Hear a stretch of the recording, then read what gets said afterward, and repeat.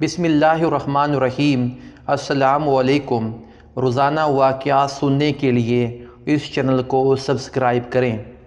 حضرت خباب بن الارت رضی اللہ تعالی عنہ بھی انہی مبارک ہستیوں میں ہیں جنہوں نے امتحان کے لیے اپنے آپ کو پیش کیا تھا اور اللہ کے راستے میں سخت سے سخت تکلیفیں برداشت کیں۔ شروع ہی میں 5-6 آدمیوں کے بعد مسلمان ہو گئے تھے، اس لیے بہت زمانہ تک تکلیفیں اٹھائیں۔ لوہے کی زرہ پہنا کر ان کو دھوپ میں ڈال دیا جاتا، جس سے گرمی اور تپش کی وجہ سے پسینوں پر پسینے بہتے رہتے تھے۔ اکثر اوقات بالکل سیدھا گرم ریت پر لٹا دیا جاتا تھا، جس کی وجہ سے کمر کا گوشت تک گل کر گر گیا تھا۔ یہ ایک عورت کے غلام تھے، اس کو خبر پہنچی کہ حضور اقدس صلی اللہ علیہ وسلم سے ملتے ہیں، تو اس کی سزا میں لوہے کو گرم کر کے ان کے سر کو اسے داغ دیتی تھی۔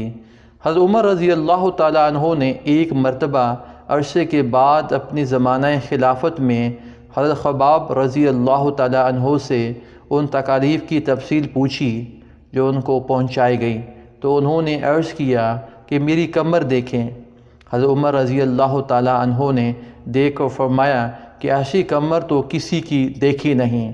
انہوں نے عرض کیا کہ مجھے آگ کے انگاروں پر ڈال کر گھسیٹا گیا، میری کمر کی چربی اور خون سے وہ آگ بجھی۔ ان حالات کے باوجود جب اسلام کی ترقی ہوئی اور فتوحات کا دروازہ کھلا تو اس پر رویا کرتے تھے کہ خدا نخواستہ ہماری تکلیف کا بدلہ کہیں دنیا ہی میں تو نہیں مل گیا۔ حضرت خباب رضی اللہ تعالیٰ عنہ کہتے ہیں کہ ایک مرتبہ حضور اقدس صلی اللہ علیہ وسلم نے خلاف عادت بہت ہی لمبی نماز پڑھی۔ صحابہ نے اس کے متعلق عرض کیا تو حضور صلی اللہ علیہ وسلم نے ارشاد فرمایا کہ یہ رغبت و ڈر کی نماز تھی۔ میں نے اس میں اللہ تعالیٰ سے 3 دعائیں کی تھیں، 2 ان میں سے قبول ہوئیں اور ایک کو انکار فرما دیا۔ میں نے یہ دعا کی کہ میری ساری امت قحط سے ہلاک نہ ہو جائے، یہ قبول ہو گئی۔ دوسری یہ دعا کہ ان پر کوئی ایسا دشمن مسلط نہ ہو جو ان کو بالکل مٹا دے، یہ بھی قبول ہو گئی۔ تیسری یہ دعا کی کہ ان میں آپس میں لڑائی جھگڑے نہ ہوں، یہ بات منظور نہ ہوئی۔ حضرت خباب رضی اللہ تعالیٰ عنہ کا انتقال 37 سال کی عمر میں ہوا اور کوفہ میں سب سے پہلے صحابی یہی دفن ہوئے۔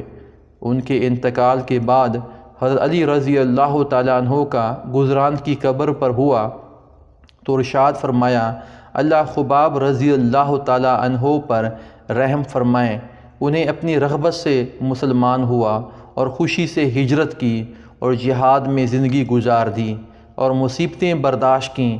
مبارک ہے وہ شخص جو قیامت کو یاد رکھے اور حساب کتاب کی تیاری کرے اور قناعت کرے۔